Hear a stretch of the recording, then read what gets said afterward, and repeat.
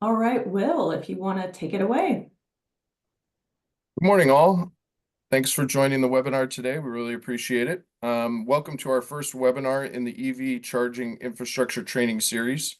Black & Veatch has partnered with S-Curve Strategies to develop this training series for Los Angeles County and the California Energy Commission. For more than a decade, Black & Veatch has been helping our clients develop EV charging stations around the US and the world. All in, we've helped deploy more than 30,000 ports at more than 2,500 sites. We're excited to hold this webinar series and share our key insights for developing successful EV charging projects. This webinar is going to be the first of 5 that we're going to host over the next 4 months, and where our hope is that it will provide a successful training and education series for you about what you should consider when you're siting EV charging equipment to support the transition of electric vehicles, cars, trucks, buses in our communities. The first webinar will outline the best practices for selecting EV charging sites, while the balance of the training series will do a deeper dive into the key topics that we provide an overview of today. A recording of all 5 webinars will be posted on the LA County website once we're done with each of the webinars, and you can use those to share with your colleagues or reference in the future. If you have any questions during this training today, please post them using the Q&A button in Zoom, and we'll do our best to collect them and respond to them prior to the end of the webinar. So let's get started with some introductions. I'm Will Einstein, and I'm a principal consultant at Black & Veatch and a member of our Clean Transportation Advisory practice. With me today are April Bolduc and Randy Shimka from S-Curve Strategies. At Black & Veatch, we're value our partnerships with firms like S-Curve Strategies, small women-owned local businesses that are doing great things in our communities. April and Randy, can you introduce yourselves, and then we'll get started with the content for the webinar. Sure, it's great to be here. I'm April Bolduc, president of S-Curve Strategies, and over the last 15 years, I think I've done hundreds of EV charging site walks, so I'm excited to share my experience with you. I spent a decade at San Diego Gas and Electric, and most of that time on their EV charging infrastructure team. And since forming S-Curve Strategies about 7 years ago, we've done projects in 13 different states. So I'm looking forward to jumping in. Randy. Very good. Thanks, April. Good morning, everybody. My name is Randy Shimka, and I work with April at S-Curve Strategies. I have myself over 35 years of utility engineering experience, and as part of that, over a decade of experience in the clean transportation space with respect to EVs and EV charging systems. I have bachelor's and master's degrees in electrical engineering, and in addition, I'm a registered professional engineer in the state of California. But more importantly, I try to walk the talk when it comes to EVs. I drive an EV every day, and we've taken many EV road trips over the years. Of course, I'm always looking at the charging stations wherever we go. It's great to be here this morning, and I look forward to sharing my thoughts about the best practices for EV charging station siting with you. Thanks, Randy. And we have an exciting webinar series planned. So whether you're a policymaker, an inspector, facilities manager, or you're just considering installing EV charging on your own site, so this series is really designed to provide valuable insights to strategic site selection for EV chargers. So our next 4 series that you can see here is on business models and financing. So we're going to talk about incentives and different financing options. We'll be talking about regulations, ordinances, and implementation. So talking about and understanding what those impacts are to your projects. Best practices around permitting is number 4. And then finally, site design, energization, and operation. So a lot of the topics that we talk about today will really be doing a deeper dive as we go through the series. And this is our agenda. And today we're going to cover the most important EV charging infrastructure topics. So from pre-planning for a site walk to how to perform the most efficient site walks to ensuring equitable charging access in our communities. And by the end of this webinar, you're going to have a solid foundation to make informed decisions about how to install EV charging stations effectively. And if you're a municipality, you'll learn the best practices on EV charging station installations and really how to recognize a successful installation very quickly. And then in our future webinars, as I mentioned, we'll go into these topics in greater detail. So let's jump in and talk about the 5 key project planning elements. These 5 key elements should be conducted before the project design starts, and that's really where we're going to focus today. We'll provide detailed information on each one of these, but first we focus on the pre-site walk planning, as you can see there. And then second, we head out to the site, we assess the capacity. Third, we evaluate where the chargers will go and how best to make them accessible. And then fourth, we're going to re-verify everything that we looked at in our pre-planning to confirm that we have the right regulatory and compliance and permitting completed. And then lastly, we're going to gather all of this information that we've created. And then we're going to develop our charging installation plan because that's necessary to provide to the final design team. So let's jump into preliminary planning. So time and time again, I know Randy and I see that EV charging infrastructure projects with the most effective pre-planning before the actual site walk, those are the ones that come in on budget and on time. And that's really, as we think about these projects moving forward, every step that we take, those are some of the key considerations that we're looking for. So here we lay out these best practices. So when you're performing your preliminary planning, you want to understand your project objectives. So for example, who's going to be using your chargers? Is it employees? Is it fleets? Is it the public? Is it installed at a apartment community? So you're going to have to think about how residences are going to be using those chargers, and that helps determine the charging needs in general. So you'll need the site plans for the parking lot. You'll need to know what your codes are.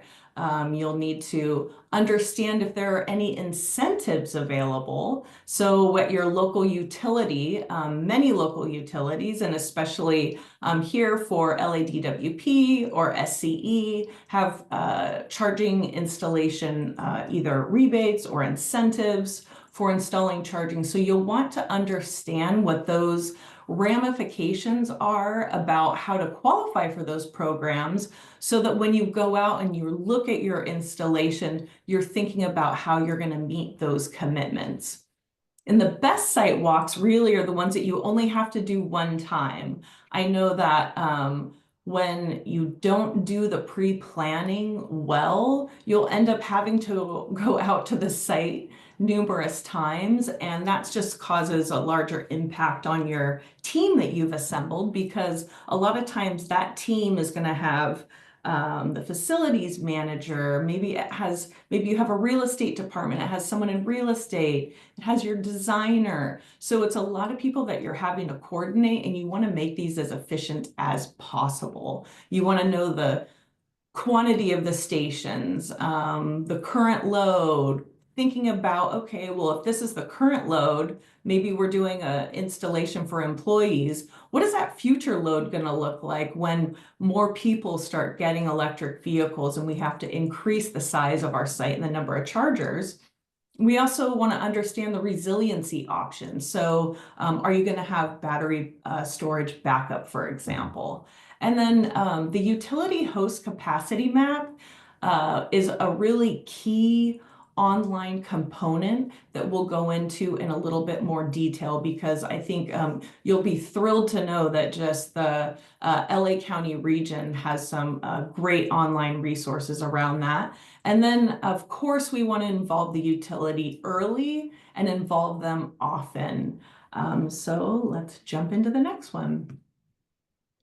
So the value of site planning. Randy and I, we've performed EV charging site walks probably more than we can count. And they provide information about available power for the chargers, and then they take a detailed look at the parking lot for constraints and accessibility issues. So, maybe the parking lot isn't level, maybe there's, only certain places where you think you may be able to install charging. And then also looking at determining what that power supply is like for your site and then how that relates to the utility.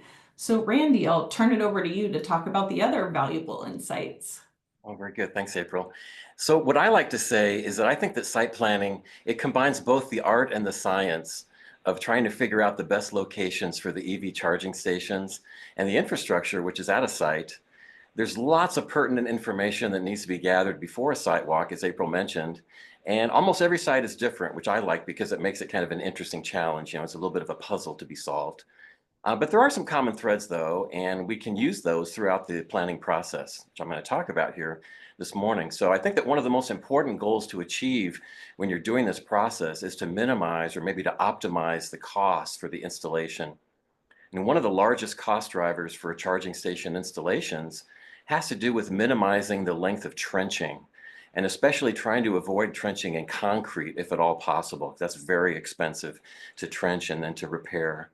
And so locating the charging stations as close as possible to the power source is usually a great first step towards a cost-effective solution, but there's other factors to think about as well.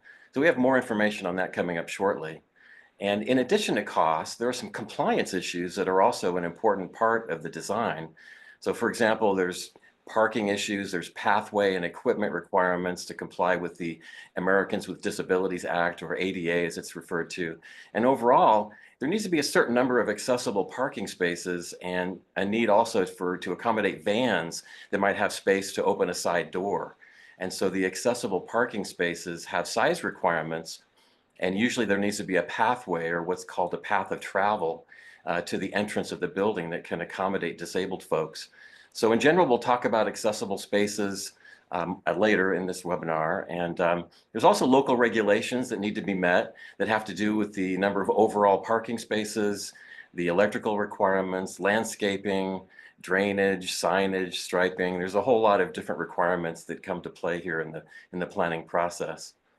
And last but not least, as part of the site walk process, another requirement has to do with security and lighting needs for the installation. Because as I mentioned, getting the stations close to the power source will help to drive down or minimize the costs. But if that location happens to be around the corner or in the back of a dark parking lot, then a better solution is going to be needed to help drivers feel safe when they're charging. Then one of the things that I try to keep in mind when I'm planning or actually performing a site walk is to keep my eyes open for any red flags that will need to be addressed.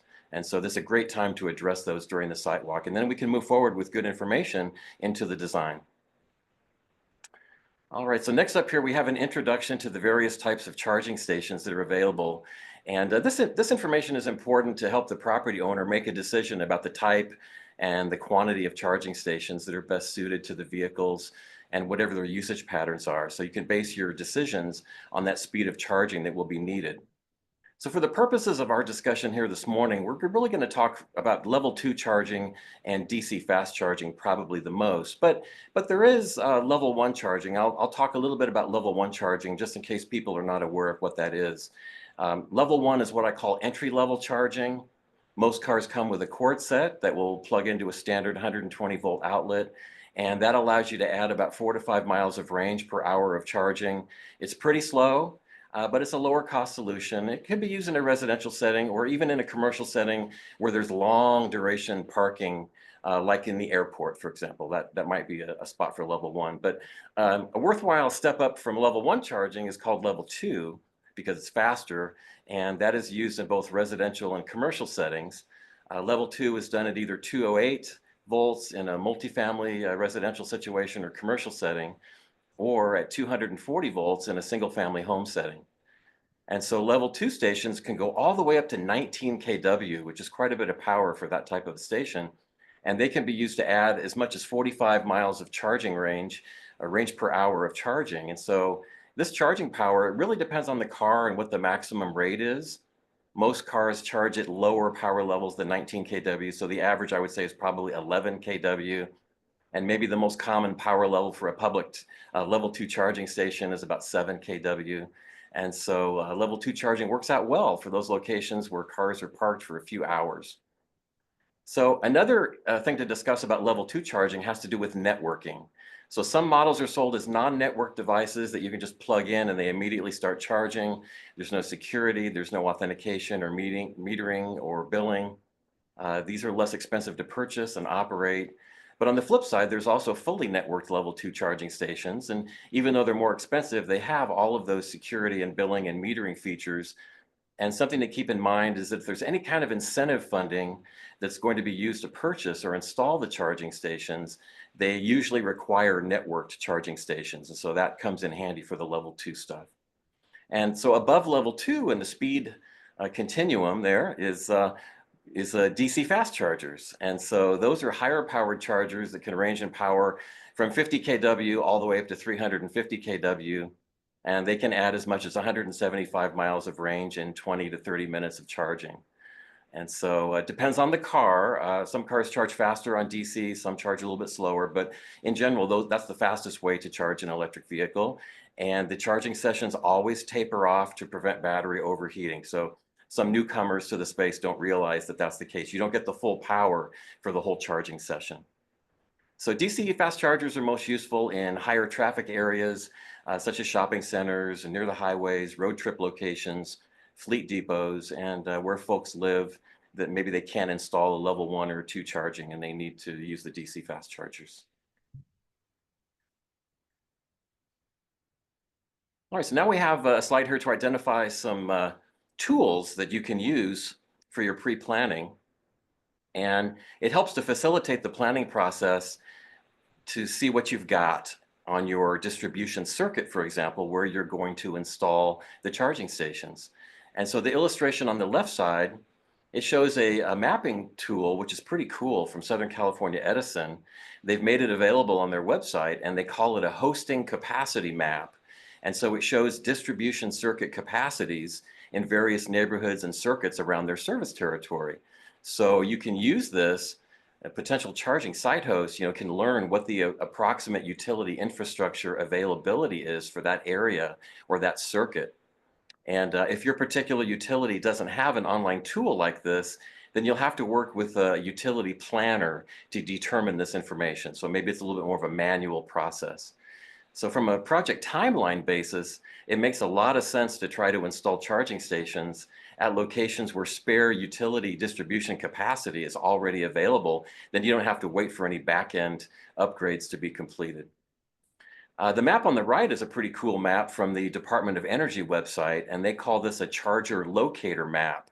So this shows all the currently installed charging stations in a particular location, and you can use this information to see where other charging stations are already installed in your region. So you can determine if there's maybe of a shortage of charging stations where you're thinking about putting them, or if there's already quite a few there, it might cause you maybe to think twice about putting in additional stations there if there's already a lot in that location. But the main point that we're trying to make here with these examples is that using tools like this, it helps a site host make a more informed decision on where to install their stations to help maximize their utilization, because that's really the key. That helps to minimize costs for operations. All right, so we're going to talk about utility engagement here. So we can't emphasize enough how important it is to work with your local utility and their planning group as early as possible on a charging station project. This will give them as much time as possible to do all the back-end work, all the behind-the-scenes work that's necessary to be able to fulfill your service request in a timely manner. In many cases, this work will take several weeks and perhaps months, depending on the situation. So contacting the utility as early as possible is the best approach for your project timeline. Now, the only exception to this might be if you're going to connect, say, a small number of charging stations to an existing electric panel. Then the utility doesn't need to get involved in that case, and really only a permit is needed for your contractor to install those stations. But many installations are larger than a couple of charging stations, and so a new electric service is usually needed, and the utility will definitely need to be involved in those types of projects. So some key considerations that are used for getting the utility involved early include power supply infrastructure assessment work for the new electric service. They're usually available to answer questions about your project, and they can even participate in sidewalks, which is really great because they can help to uncover any potential issues right there on the spot and point them out to your team. And they can offer advice about the requirements and materials that are needed. So getting the utility planner involved early gives them enough time to get all the behind the scenes work done that goes into it. And it also gives you the spare capacity that you need for your project and to get it ready. And so they can also be helpful for identifying any relevant incentives that the utility might have, and they can pass you off to the right people at the utility to get your project signed up for those incentives. All right, let's talk about resiliency planning. So incorporating innovative technologies into our project really allows us to enhance the resiliency and support your overall sustainability goals. So for example, mobile charging solutions. They provide flexibility to adapt to fluctuating demands at different locations. So this helps make them an excellent choice for operations that require mobility and scalability. Battery storage adds another layer of reliability. So it supplies stored energy during peak usage times or unexpected outages, and this ensures that your operations continue seamlessly. And it also improves just your overall energy management, reducing some of those demand charges too, which I'm sure we've all heard a little bit about. But similarly, integrating solar power helps reduce environmental impacts by harnessing clean, renewable energy.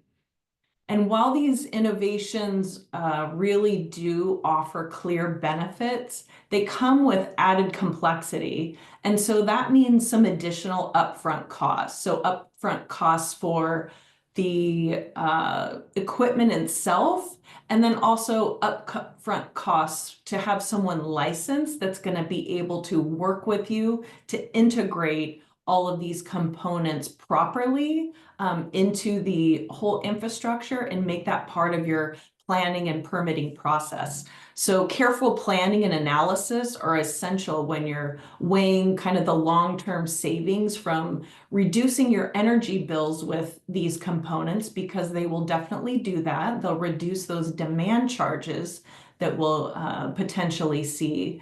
But that balances against the initial investment to determine really what is the right balance for each project.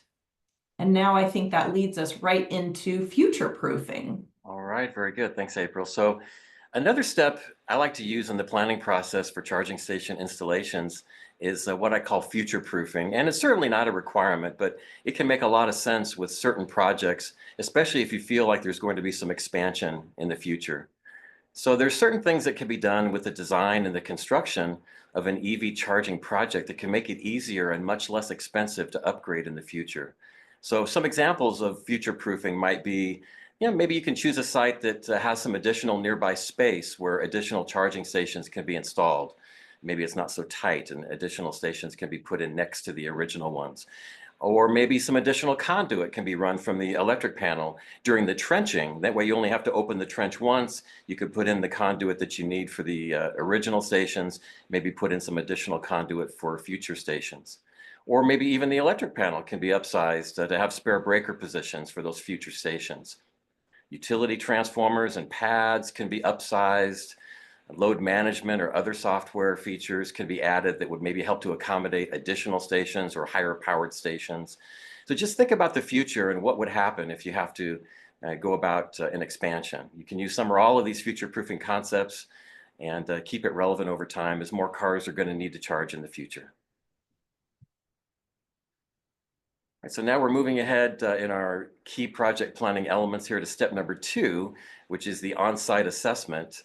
And so with our site walk planning process, we're going to be talking about the assessment of the electrical infrastructure and the available capacity, as well as a typical utility equipment layout and where the demarcation point is between the utility equipment side and the customer equipment side.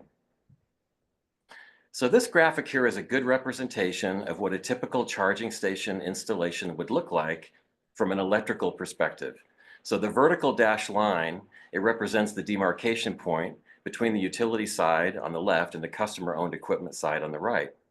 So for most installations, I would say a new electric service from the utility will be needed. I see that most of the time. That would include any back-end utility infrastructure that's needed, as well as a transformer and meter that's shown there on the diagram. And the utility planner would help with that process.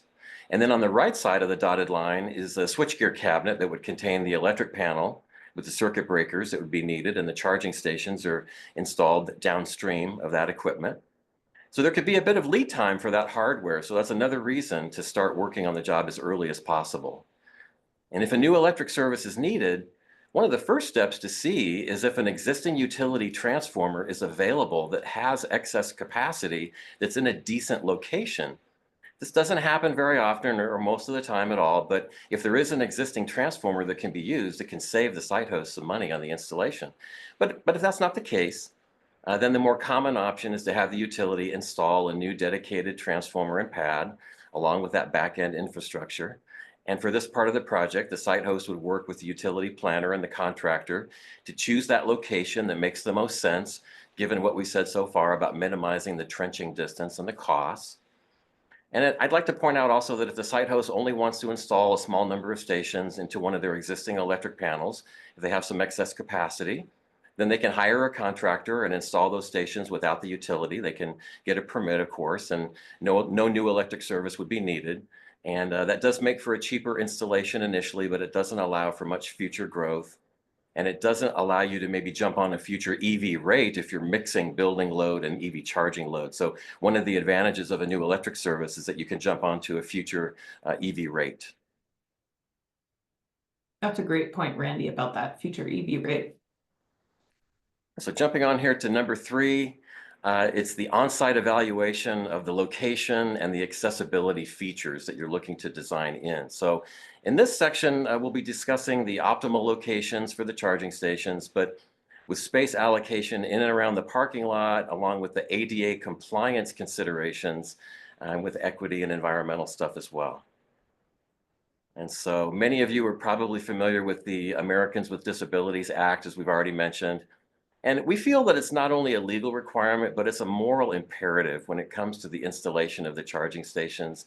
We want to build charging stations that are available to use by any driver, and therefore we feel that it's very important to design the ADA compliance upfront when you're planning the project. So the state of California has published ADA compliance requirements that must be met, and we have a link to that information on the codes and standards page coming up. And so your plans for meeting the ADA requirements will be checked for compliance as part of the permit application process, and then again as part of the inspection process at the end of construction. So there's no shortcuts to be taken here. You have to do a good job on your ADA requirements. And we'll be covering this topic really more thoroughly in a future webinar with more information. But for today's discussion, I'll just go over the basic requirements. So there has to be a certain number of ADA or accessible parking spaces with the charging station installations, and the number required depends on the total number of charging stations that are installed. So obviously, the more charging stations means the more accessible parking spaces that are required. And in addition to ADA parking spaces for standard vehicles, there also needs to be larger spaces for vans, and they need to have a side space for that door to open so that somebody can get out perhaps with a wheelchair or if they have other mobility issues. And so there's specific sizes that are mentioned in the ADA requirements for these parking spaces.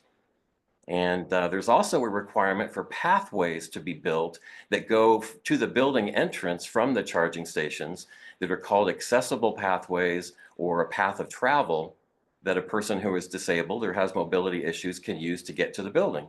And so that's why the location of the charging stations is so important to determine during the site walk. So existing ADA parking spaces can be leveraged and they can be brought into the design if they meet the requirements, and maybe some additional stuff has to be added, but definitely leverage the existing spots if you can.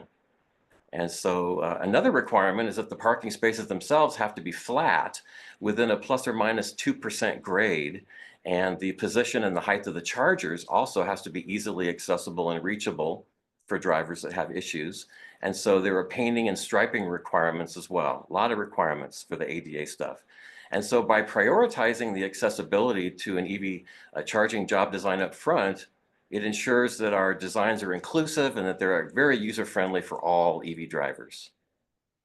Fantastic. Thank you, Randy. And as we jump into our discussion on equity, feel free to just list your questions in the Q&A section, and we will either answer those live or and will be either typing in answers or having a live Q&A session led by Will later. So enter in your questions. So as we talk about equity, it's fantastic to see that the cost of new and used vehicles are coming down.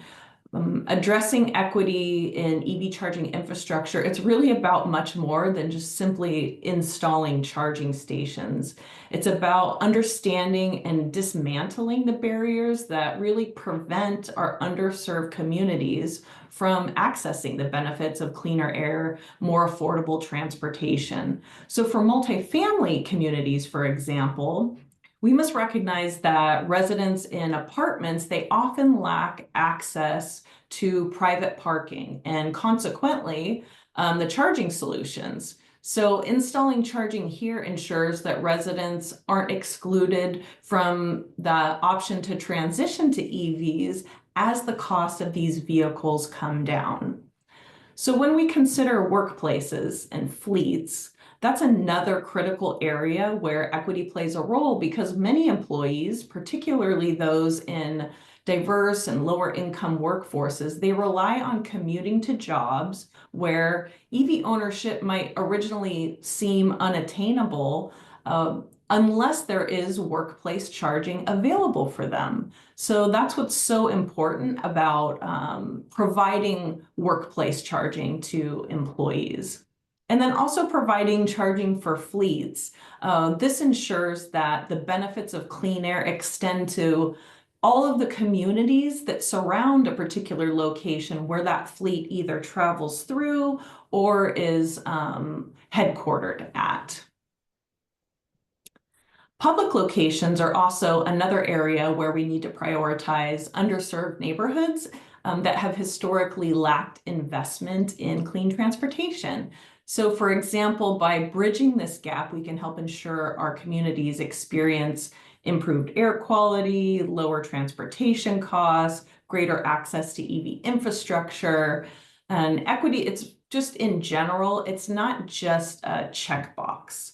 It's a guiding principle that all of us should use, regardless of income, housing, geography, because we want to encourage the participation in and offer the benefits to transition anyone who is interested in taking advantage of these lower cost vehicles, the opportunity to do so. And that's really how we're going to foster inclusivity. We're going to foster fairness just into our community planning and development in general. All right, let's talk about compliance.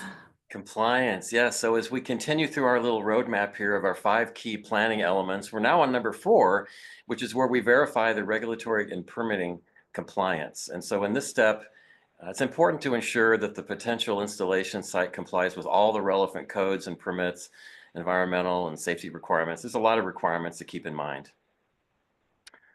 We'll go to the next slide here, and we talk about codes and standards. And so one of the first steps in making sure that your EV charging project is compliant with all the various codes and standards is to work with your contractor and the authority having jurisdiction, or the AHJ, and the utility in your area where the project is going to be. So the AHJ is the entity that actually issues the permits for the job, and they'll be inspecting the job after the construction is complete. And so the utility portion of the job has to do with electrical infrastructure on the utility side, as well as trenching that is required on that side as well. And the AHJ could be LA County, it could be the city of LA, it could be other municipalities, anywhere that issues the permits for your job. And so it's important to find out what revision of the National Electrical Code your AHJ is using, since newer revisions have usually additional requirements.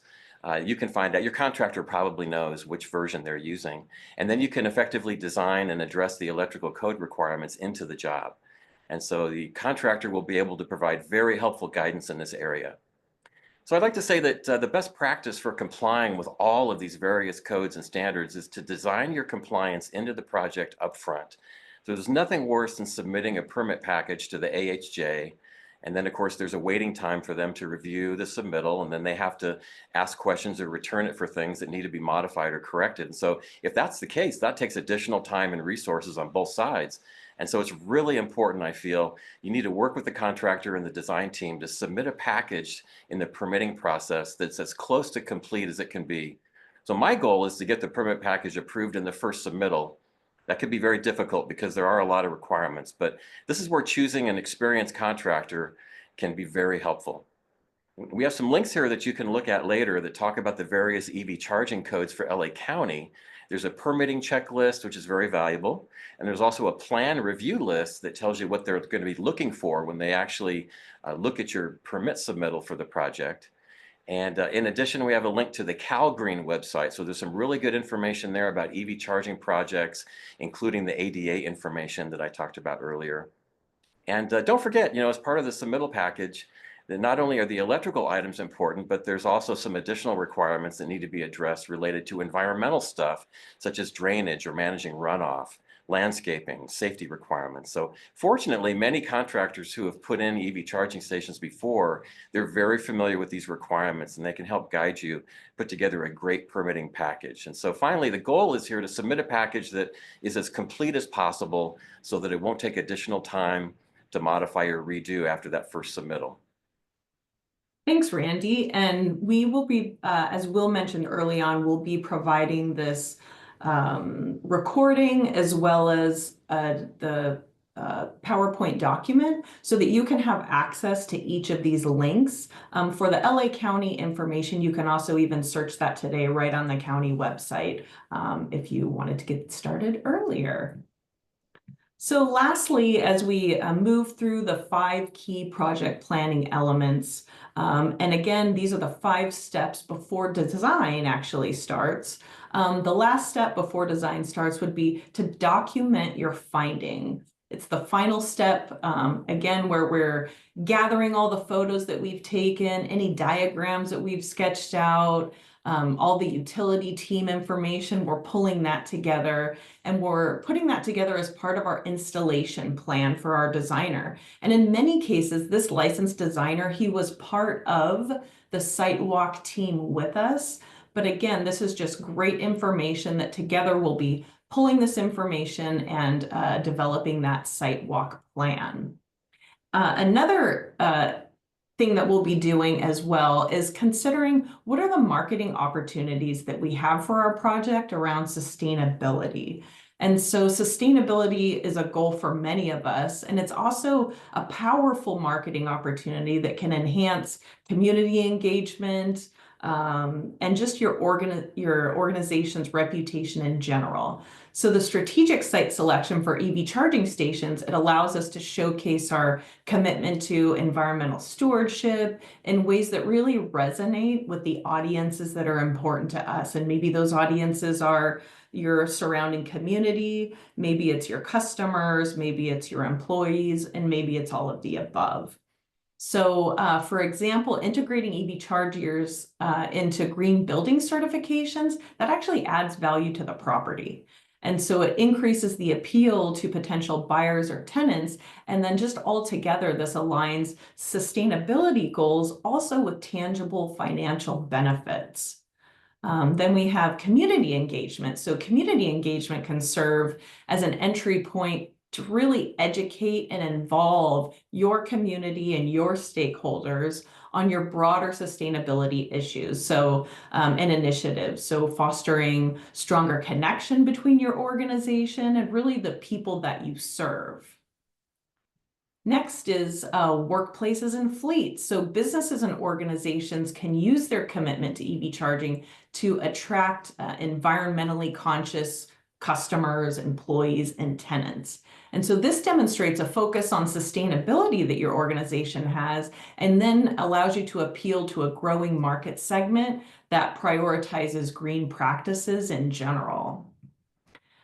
And I love talking about really what this does and how apartment communities can leverage this, because for apartments, EV chargers can be a significant draw for benefits that are looking to live in greener communities. And I spoke with an apartment association recently, and they said that they have members that are really concerned that their properties are older than some of the newer properties that are coming online. And they're really worried about, are they going to be able to draw kind of the same younger generation of renter that some of these brand new properties with all of these incentives and amenities that they have to offer.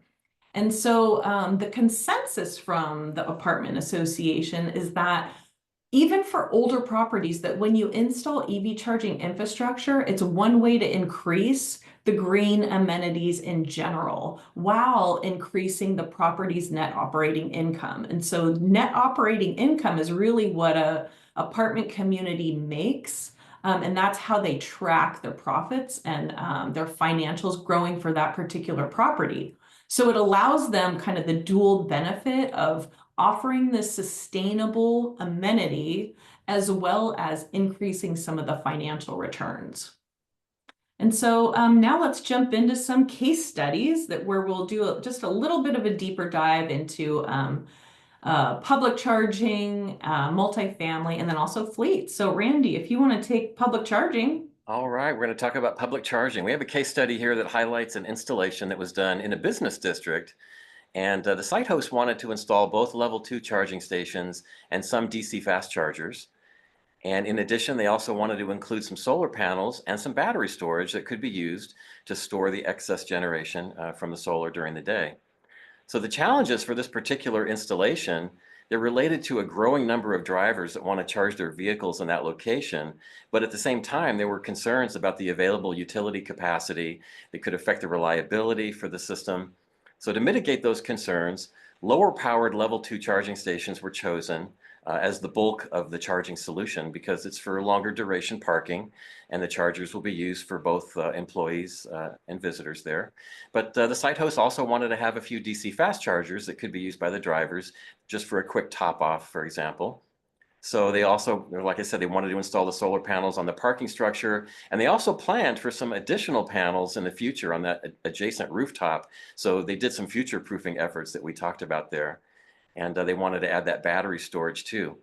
So surplus solar energy during the day goes in above and beyond what the chargers are consuming, and this helps to increase the reliability of the whole system. And it also helps to reduce the peak demand for the site host so that their electric bill can benefit by reducing those demand chargers from the EV chargers. And so a back of the napkin rough calculation, as us engineers like to say, showed that this particular installation resulted in about maybe a 20% increase in EV adoption as compared to before the charging stations were installed. So very much a success. So next up, we have a multifamily charging station case study at an apartment complex. So in my experience, these are some of the most challenging sites to install charging at, mainly because they don't have a lot of extra parking spaces and for charging, and they don't have adequate electrical infrastructure to add a lot of charging. They can usually add a little bit of charging. And so in some cases too, the charging area is below ground level and surrounded by lots of concrete. So as our trenching rule that we talked about earlier, it gets kind of tough in some of these areas. So in this particular case, the installation was at this apartment rental community, and they wanted a good ADA solution, meeting those ADA requirements and the associated pathways. And so they had these challenges faced with the limited parking availability and the electrical capacity, and they didn't really have the parking spaces for dedicated EV charging. So a shared solution was seeming like, the best design goal to use here. And so the ultimate design that was created for the site was to repurpose some of the parking spaces into shared use EV charging spots. And of course, that met all the ADA requirements as well. And then the key thing here is that the site host, they worked with the vendor to install a software-based reservation system for the charging stations. So there's time limits there and financial penalties that help to share the charging resources among the residents. And so they didn't have enough space or electrical capacity, but this created pretty much a good workable solution, a good design for the reservation system that made it more efficient. And so due to that additional complexity, they had to host some workshops and training sessions to get the residents or the drivers up to speed about how to use the system.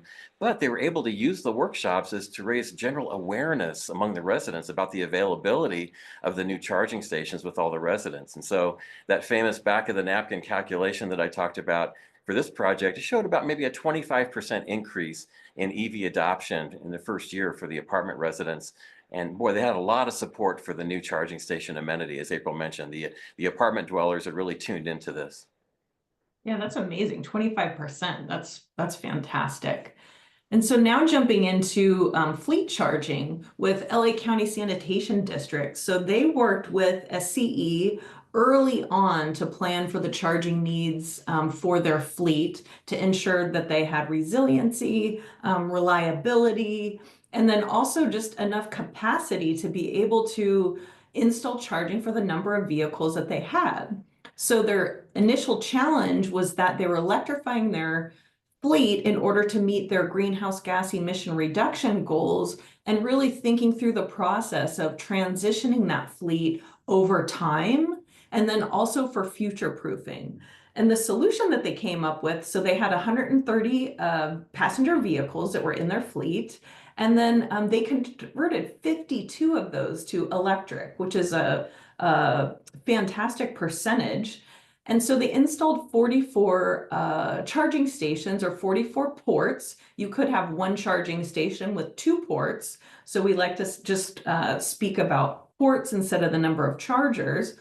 So they installed 44 ports. And as you can see, they didn't install the 52 because they knew that they had a plan to be able to rotate those vehicles through. And there's a more detailed way that they've captured this case study on this website here. So when you do get these slides, you'll be able to do a deeper dive there. All right, so now we can jump into some resources and Q&A. And Will, I know that you already have some questions there. And before we jump into those, let's look at some of the resources that we have available for you. We put the full links here so that when you do get the slide deck, you'll be able to access those easily. Randy already talked about the host capacity maps for SCE. It's a fantastic map. You can click on the locations and it'll actually pull up, the different permitting requirements that are needed, which is great. LADWP has their map. We also have the charging installation guide from California GoBiz. I really love this. It's kind of a charging permit flyer that they've developed, a one-stop shop. So that's some information that you'll want to be able to go to. Randy mentioned the charger locator maps by Department of Energy. There's also PlugShare. If you don't have the PlugShare app downloaded on your phone, whether or not you drive electric, it's a fantastic way to show what charging stations are in your particular area or closest to you. So again, whether or not you drive electric, you do want to see where these charging stations are being installed. It'll really help raise your acumen on charging station installations. And then there's technical assistance. So technical assistance is offered by the Joint Office, by Cal EVIP, and then also SCE. So those programs will be able to assist you as to your charging installations, whether that's with fleets or just, if you have questions in general about your installations. So we'll jump into Q&A, and again, you can type your Q&A into the Q&A box, and if you don't know where that Q&A is, if you just click on the More tab, you'll see that pop up there. And then today's recordings and slides are going to be available on the LA website. We'll have those up probably in about a week with this recording. And then you'll also be receiving an email where you can register for our next webinar, which will be on February 25th. We're going to talk about business models and financing, and you see the rest of the dates located there. So Will, I'm going to turn it over to you. Wonderful. Thank you, April. And as April mentioned, if you do have questions, please feel free to put them into the Q&A button on Zoom. One of the questions we got that came in was, are there different factors that should be considered when planning charging stations for a company or a government fleet versus employees or for the public to use? So maybe I'll take a swing in answering that one. I think the primary factor that really provides the difference is you're thinking about a charging site for fleets and a corporation or government use versus one that might be used for the public or your employees out in a parking lot is really analyzing the vehicles that are available and going to be using those charging stations. You really have to have a good sense of what vehicles are going to be used, what their use cases are, how much energy they're going to be used, and then ideally from there, the charging equipment that you will need for that. And whether you're going to primarily keep that as dedicated charging stations for the use by those employees, or you're going to be keeping and the employees who are driving those fleet vehicles, or you're going to make it available on the public side. One thing we didn't mention in here is there are also different requirements when chargers are made available to the public around how forms of payment and other things that go with publicly available charging stations or employee available charging stations. Some of those you do not have to factor in when you're doing it just inside a fleet yard for a municipality or for just dedicated employee use of pool vehicles. So that answers that question. There's another question that came in is what are the extra steps, if any, for preparing for a large fleet? April, do you want to talk about that? Yeah, so working with large fleets, it's interesting in that installations for fleets often take longer to do, and they require many more steps. And so the reason why is because the fleet is not only installing its charging station infrastructure and going through all the steps that we just talked about, they're also considering which vehicles do they purchase, how do they plan for their vehicle turnover in the future. And so that's another bigger component. And so you'll see with fleets that, contacting the utility early and often is really key. But then they also have, like I said, this other component that they're working on in parallel with all the steps that we discussed on really how to convert those vehicles that they have. It could be passenger vehicles, it could be medium duty vehicles, maybe they have box trucks, or it could be heavy duty vehicles. So maybe there's some larger vehicles that they're looking to change over because, as we've seen over time, there are so many more medium and heavy duty electric vehicles coming into the market. It's really an exciting time to be a part of this space, and we're only going to see more and more requests for charging infrastructure and for permits increasing as we move forward. Great, thank you. Another question that came in is, how do you estimate and manage charging rates? And any best practices we can suggest about charging rates? I'm assuming this factors into the, sort of the rates that are charged for the use of the charger in a publicly available setting. Randy, do you want to take this one?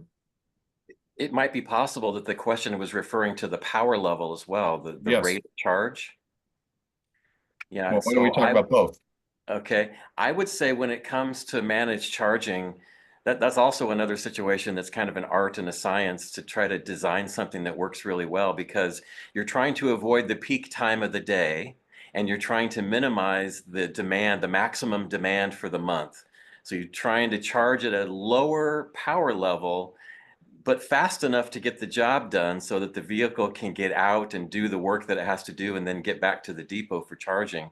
So for example, a bad solution would be to DC fast charge a vehicle in 30 minutes with a high power level and then just let it sit there for a very long time, because you just paid kind of a penalty for the high power level and the demand charge, but it's sitting there a long time. It could have been charged at a slower rate.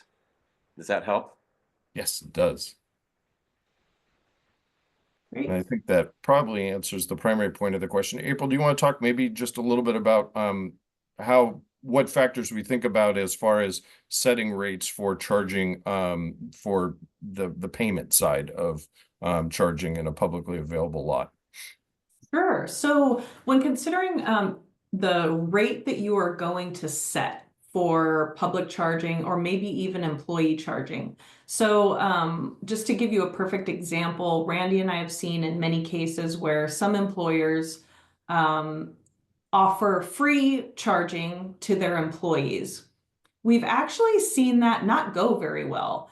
because what tends to happen is that employees start doing all of their charging at work and none of their charging at home. So they tend to pack the charging stations, and it becomes kind of really less of an amenity for them as it doesn't they're using it as a requirement.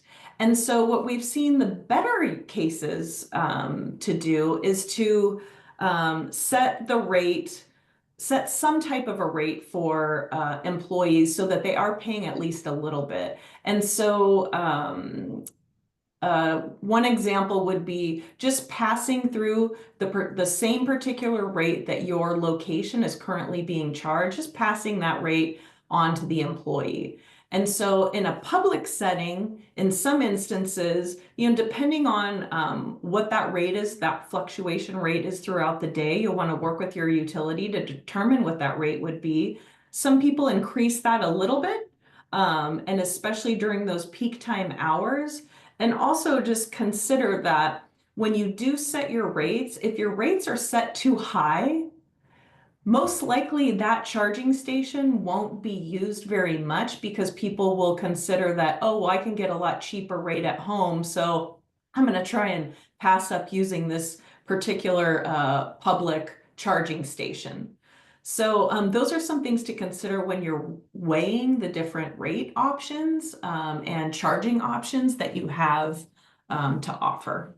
No, that's super helpful. And I think, to add to that, there are elements where the rates do vary greatly depending upon whether it's a level 2 charging rate or it could be a DC fast charging rate, and sort of the numbers, the dollar amounts that are charged out there for that.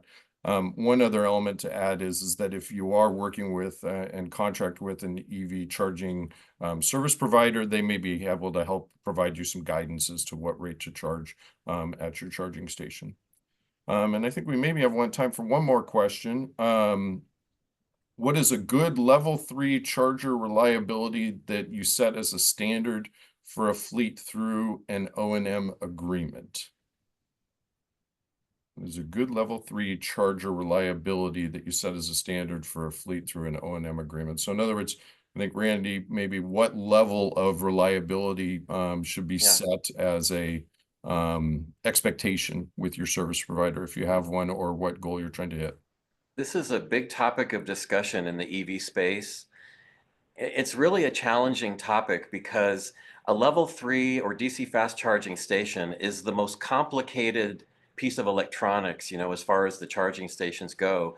And so if any of the 3 types of charging stations were going to break down, it would be the level 3 or the DC fast charger, because there's so much going on with it.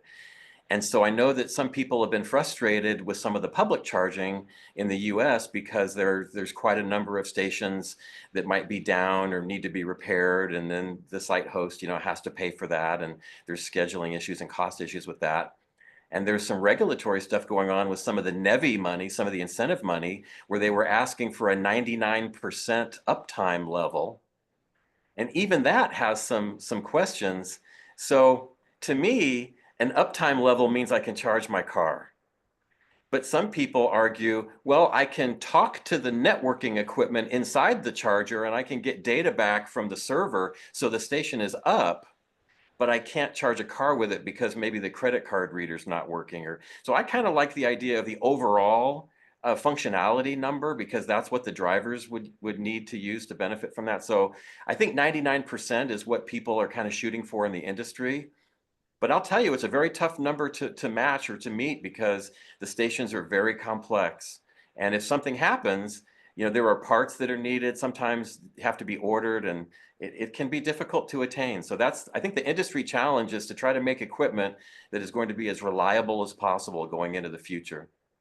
Thanks, Randy. No, that's super helpful. I know as an EV driver, I agree with you that, if you're not able to charge, that's the definition of it not working, regardless of what's happening on the back end. So it's Right. I think it really gets down to the driver and their ability to do that. Great. Well, we're out of time today. Thank you very much for participating in this first webinar in the series. We hope that you will consider participating in our future webinars over the next couple of months. The dates are in the slide deck, and we previewed those. And so please look for future meeting invites to participate in those. And we appreciate you attending today. Thank you. Yeah, thanks everyone. And I just want to point out that Laura Inakone and also Jennifer Karen, they are your contacts at LA County. They're in the Internal Services Department with Clean Transportation and the Energy team. This is their email. If you have any direct or specific questions, just please reach out to them directly, and they'll also be able to answer any questions that you have. So thanks again for joining. Thank you. All right, thank you.